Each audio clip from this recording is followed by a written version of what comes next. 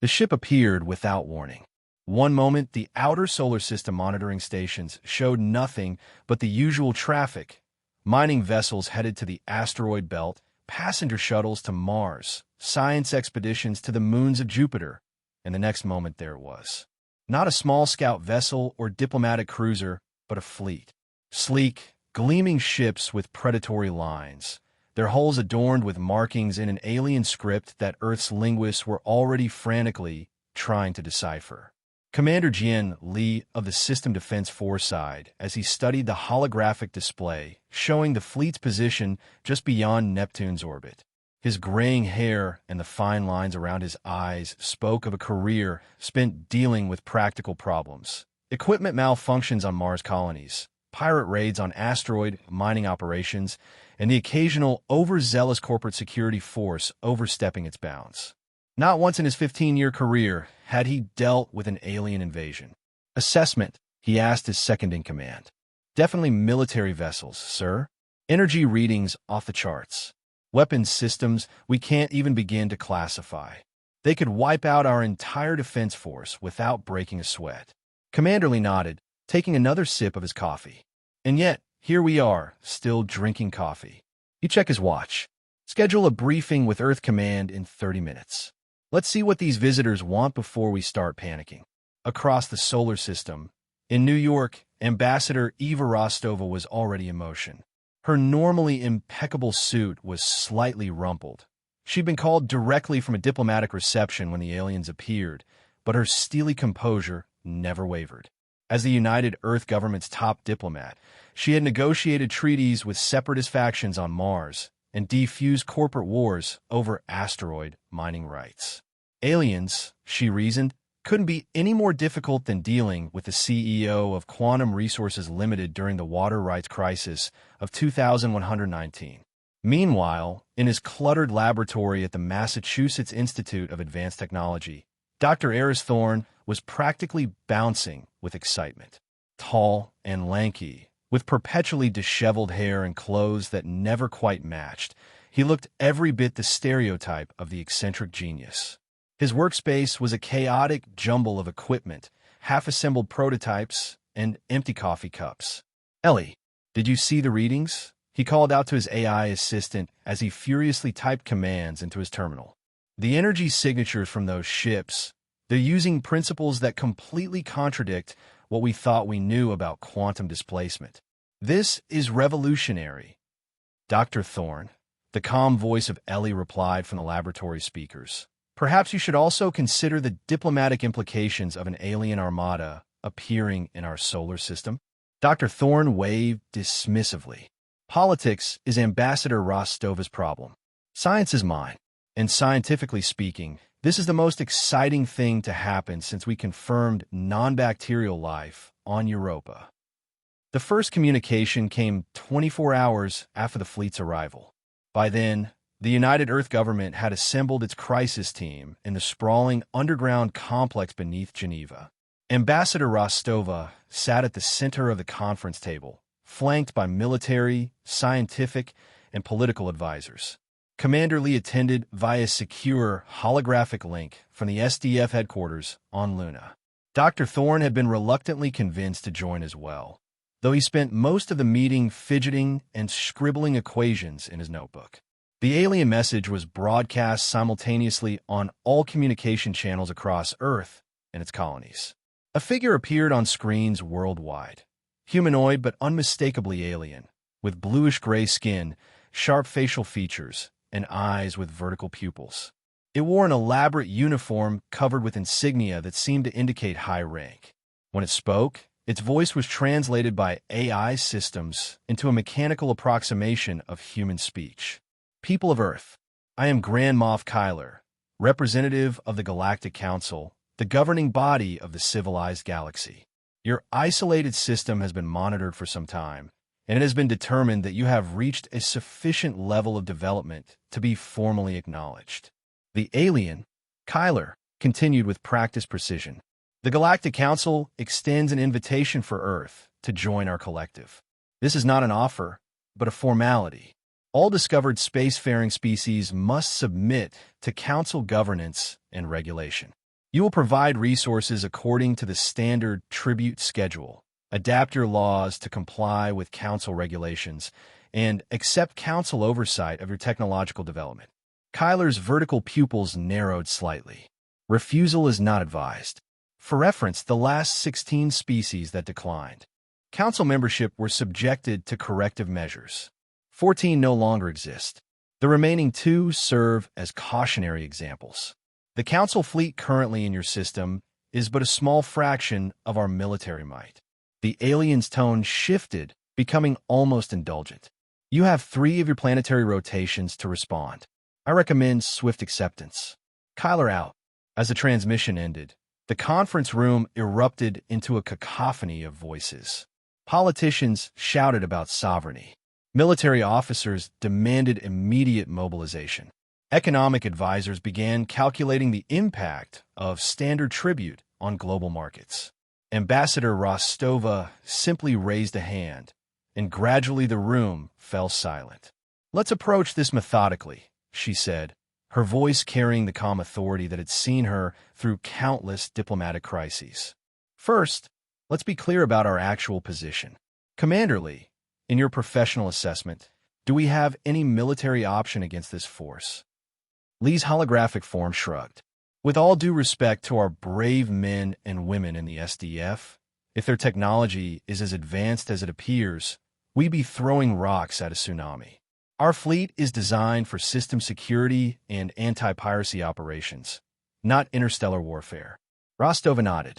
"Then negotiation is our primary option. Dr. Thorne, your thoughts on their technology?" Dr. Thorne looked up from his notebook, eyes bright with excitement. "Their ships are utilizing energy configurations I've never seen before. Some kind of quantum-folded space that allows for—" "In simple terms, please, Doctor," Rostova interrupted gently. "They're significantly advanced beyond us," Thorne admitted. "But not impossibly so. I've already identified several fascinating inconsistencies in their approach to physics.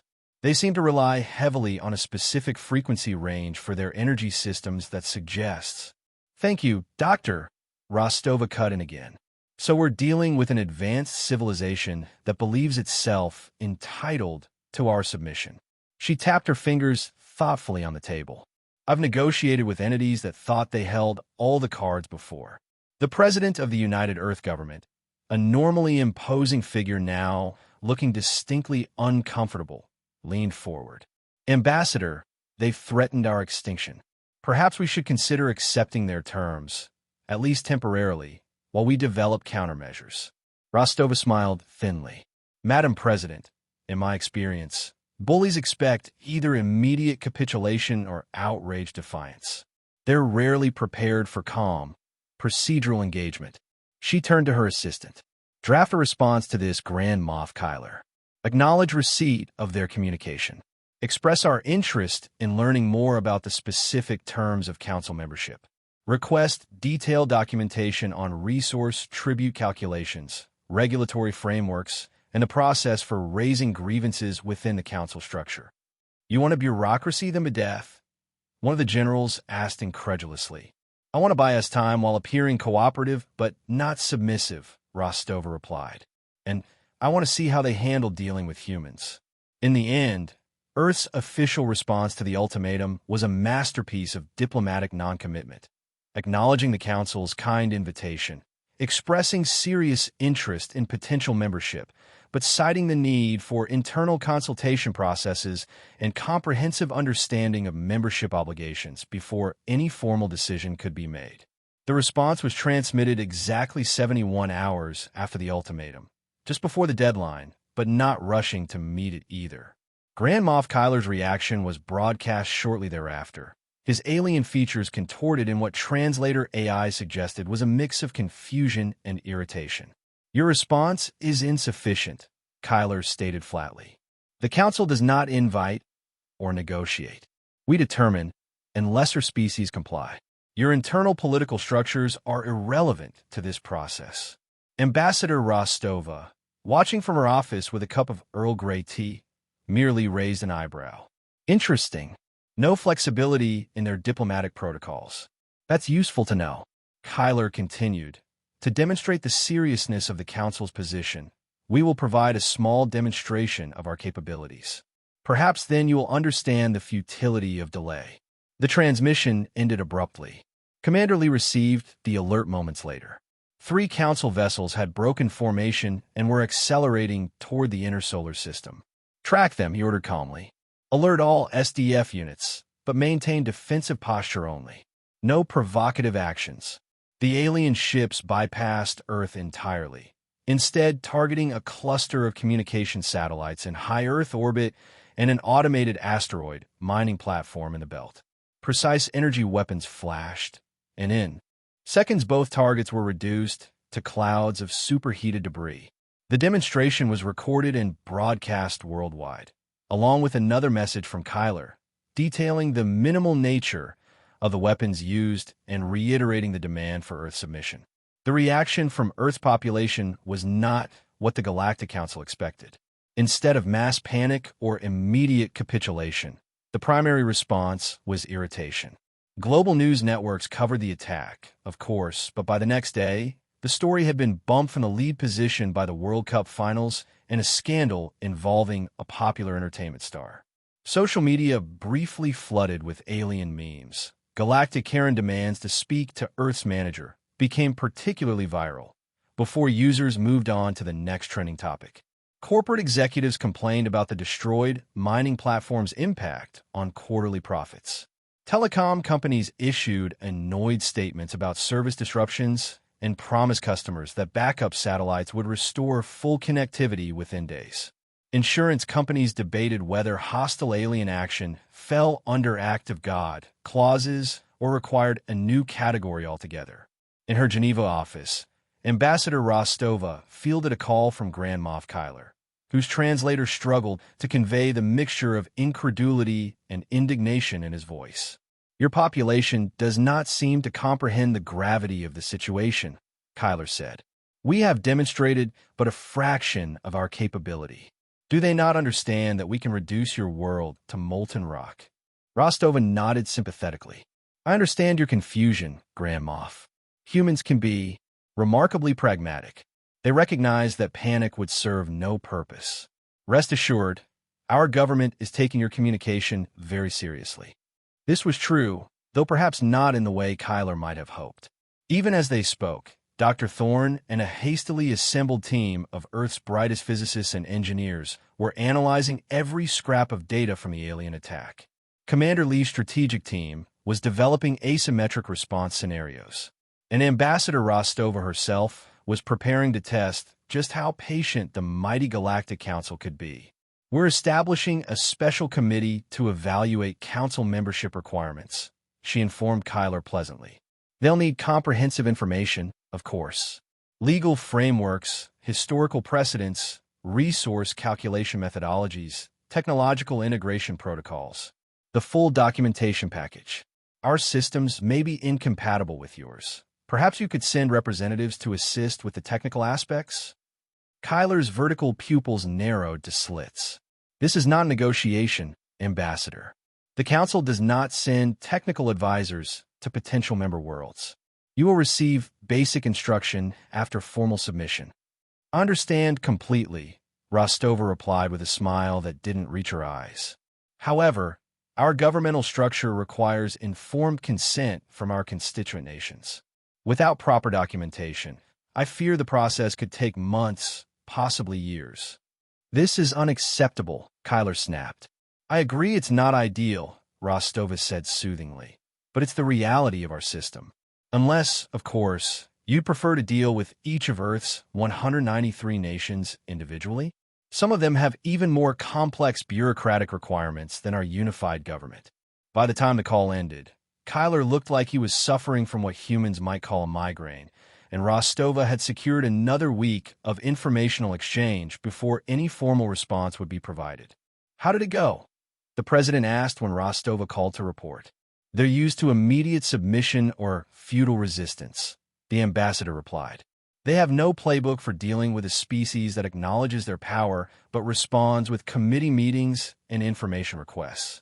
It's frustrating them immensely. Good, the president said grimly. Because Dr. Thorne is requesting an insane amount of resources for whatever he's cooking up, and Commander Lee needs time to reposition our defensive assets. While diplomats stalled and politicians weighed options, ordinary citizens across Earth and its colonies adapted to the new reality with remarkable speed and typical human creativity. Mesh network communications, originally developed for remote outposts on Mars and the Jovian moons, were rapidly deployed on Earth as alternatives to satellite systems. Asteroid mining corporations hired private security firms to protect their remaining platforms, not with military-grade weapons that might provoke the Council, but with early warning systems and evacuation protocols to minimize asset loss. Conspiracy theories flourished, of course. Some believed the aliens were actually returning human time travelers. Others claimed they were demons or angels heralding religious apocalypse. More than a few suggested the whole thing was an elaborate hoax perpetrated by governments or corporations for nefarious purposes. But for most people, alien ships in the solar system became just another item on the list of things to worry about, somewhere between climate restoration projects and the rising cost of synthetic proteins. Meanwhile, in his laboratory, Dr. Thorne had made a breakthrough.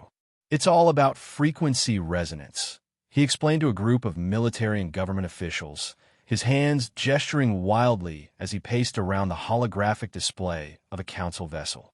Their energy shields, weapons systems, even their communications, they all operate on related quantum phase frequencies.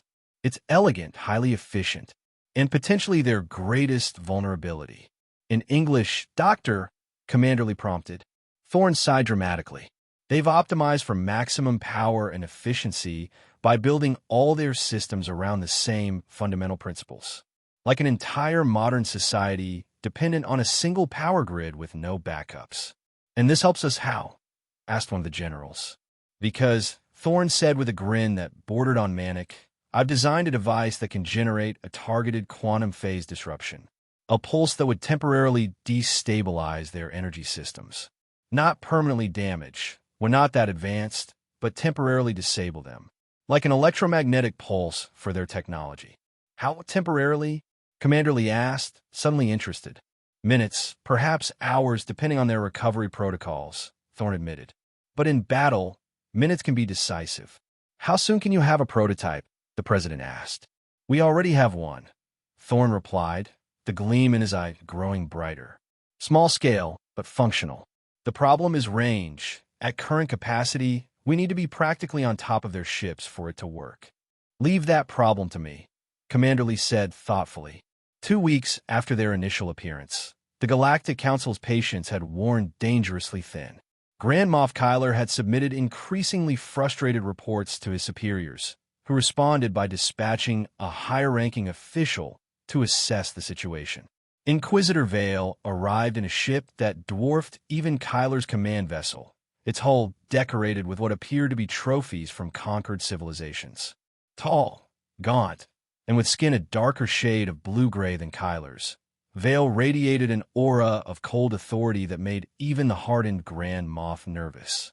You have allowed these primitives to delay for 14 planetary rotations, Vale stated coldly during their first meeting.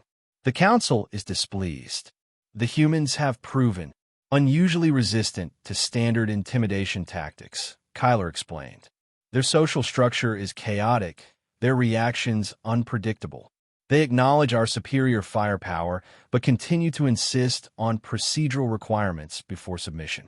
Vale's vertical pupils contracted with disdain. You have been too lenient. These delaying tactics are common among species that believe they could develop countermeasures given sufficient time. The Inquisitor activated a holographic display showing Earth. I am assuming direct control of this operation. We will escalate immediately. Kyler felt a chill. The standard protocols suggest. The standard protocols apply to standard species, Vale interrupted. These humans have already demonstrated abnormal responses. We will adjust accordingly. Within hours, a new transmission was broadcast to Earth. Inquisitor Vale's gaunt features filled screens worldwide as he delivered his message with cold precision. People of Earth, your delaying tactics have been noted and found wanting. The Council's patience is not unlimited. You have misinterpreted leniency as weakness. The alien's voice was flat, emotionless. To correct this misunderstanding, we will now implement a Level 2 compliance action.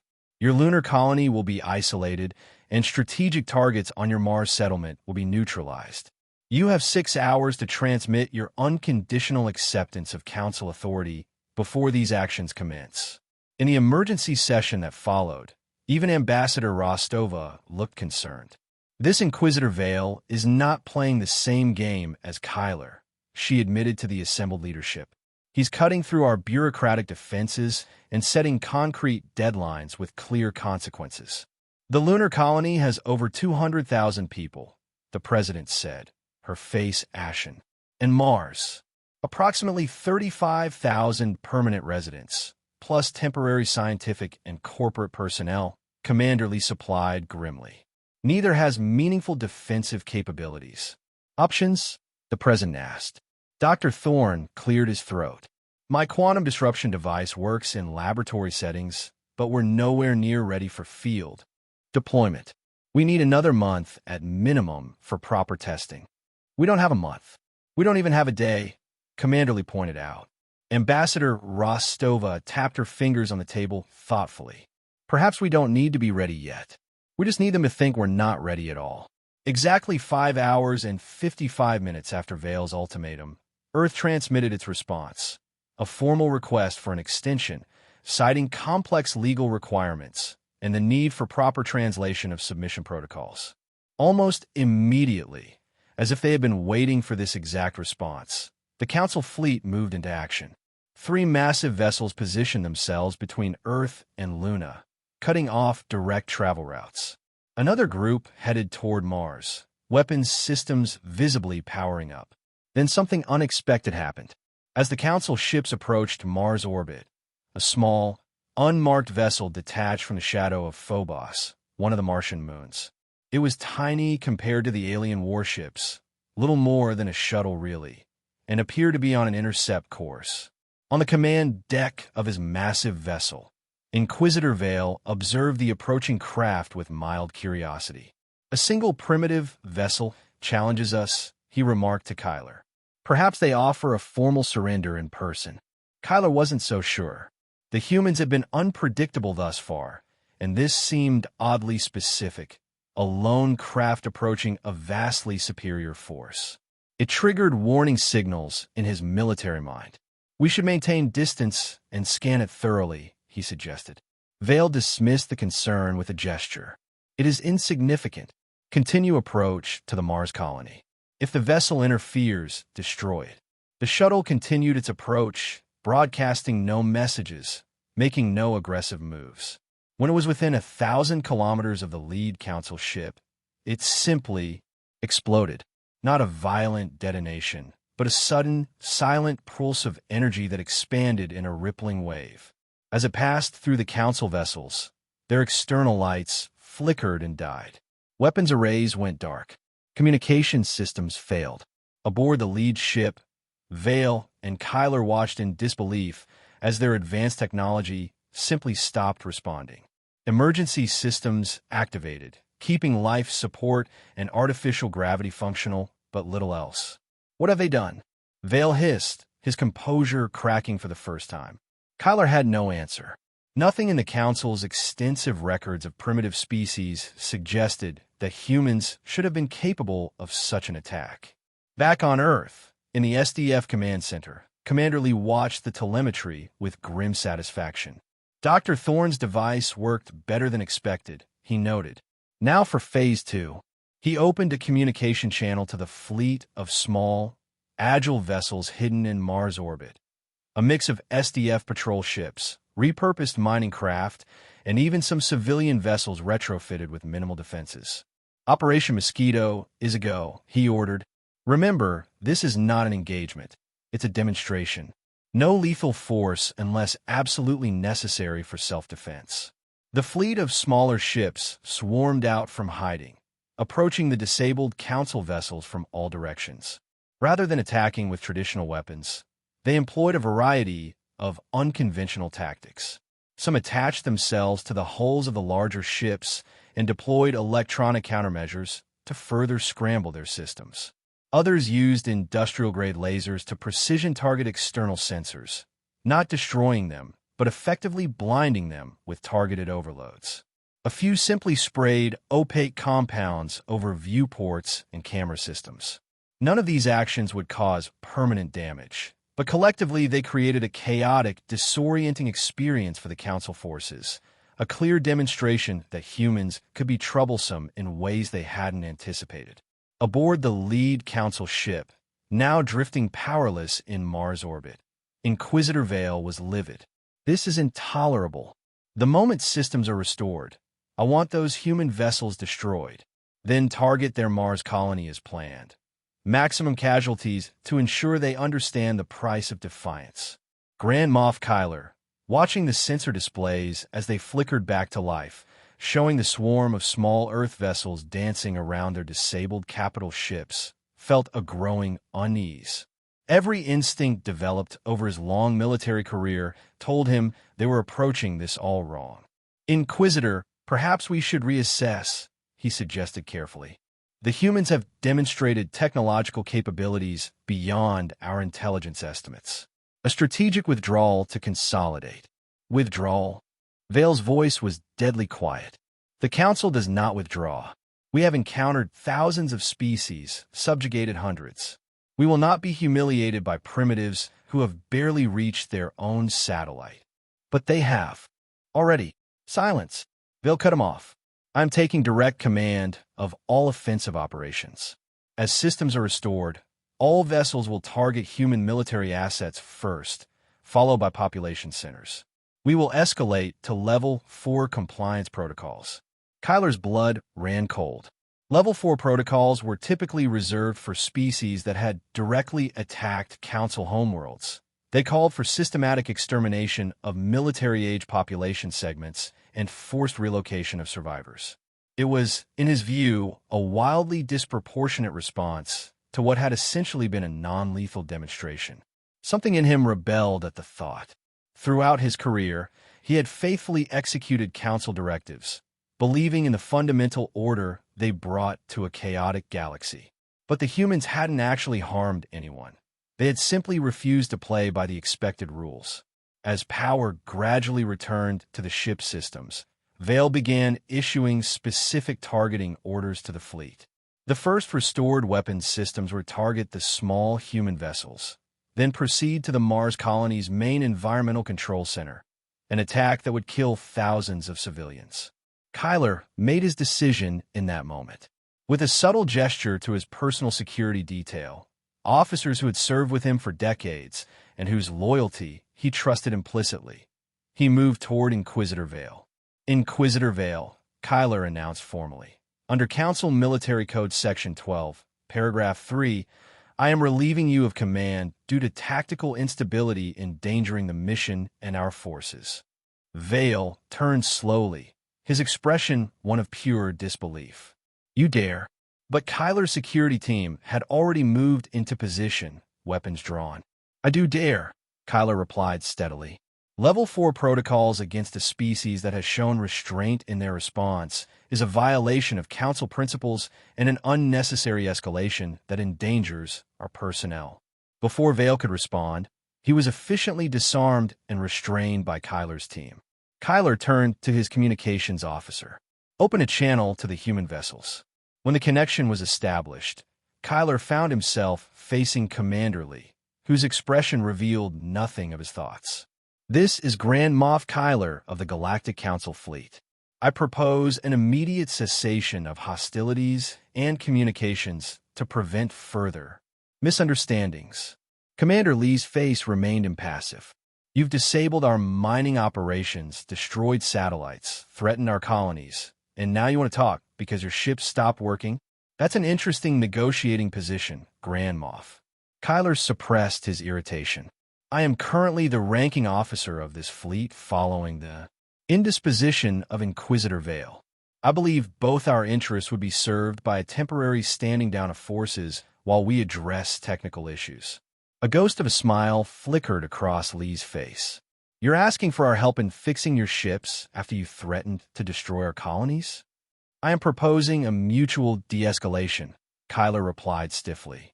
There was a pause, and then Ambassador Rostova appeared alongside Commander Lee in the communication feed.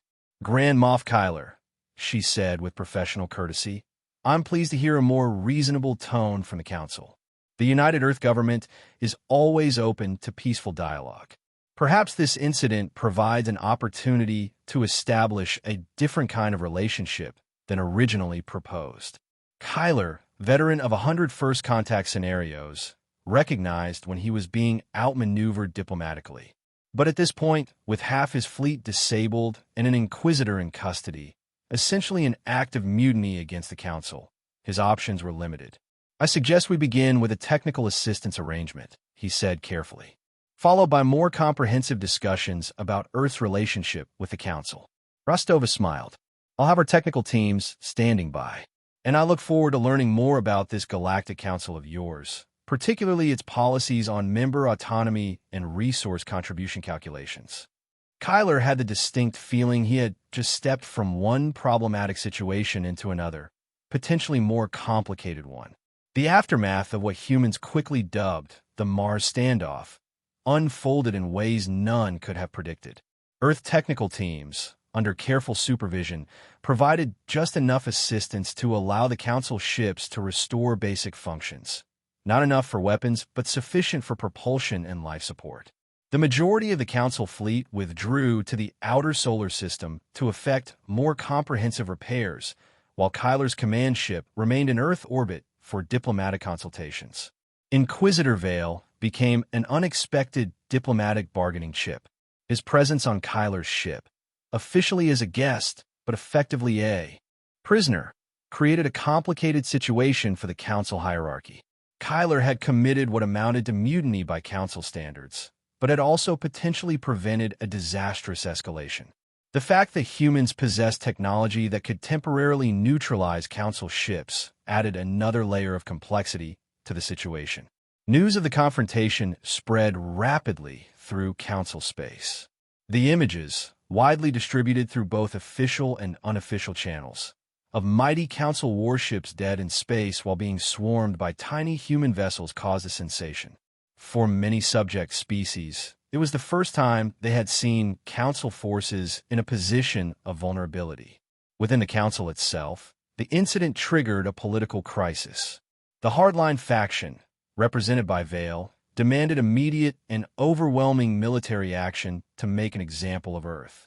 The moderate faction, which gained unexpected support following the incident, argued for reassessment of first contact protocols, particularly for anomalous species like humans. On Earth, life returned to something resembling normalcy with surprising speed. Dr. Thorne's quantum disruption technology was refined and patented, with commercial applications already being explored. Quantum pause field, perfect for temporarily disabling that annoying neighbor's sound system. Commander Lee returned to his regular duties, though the SDF received a modest budget increase and continued to develop unconventional defensive strategies. Ambassador Rostova spent weeks in negotiation with Grand Moff Kyler, gradually shaping what would become the Earth Council Non-Interference and Limited Cooperation Agreement. The carefully worded document allowed Earth to maintain its independence while establishing diplomatic relations with the Council, a face-saving compromise that gave the Council a nominal victory while essentially granting Earth everything it wanted. The agreement included provisions for the return of Inquisitor Vale, once internal Council politics were sorted out, and a token cooperation contribution from Earth that amounted to less than what most nations spend on infrastructure projects. Earth would not become a Council member, but would be recognized as an autonomous associated entity, a designation hastily created specifically for this situation. 6 months after the Council fleet first appeared in the solar system, the last of their ships departed, leaving behind only a small diplomatic vessel in Earth orbit. The crisis that might have ended human civilization had instead become a footnote in history, overshadowed by the World Cup results, ongoing climate restoration projects, and a particularly scandalous celebrity divorce. In his laboratory at the Massachusetts Institute of Advanced Technology, Dr. Thorne was already focused on his next project, barely remembering to eat as he scribbled equations and muttered to himself.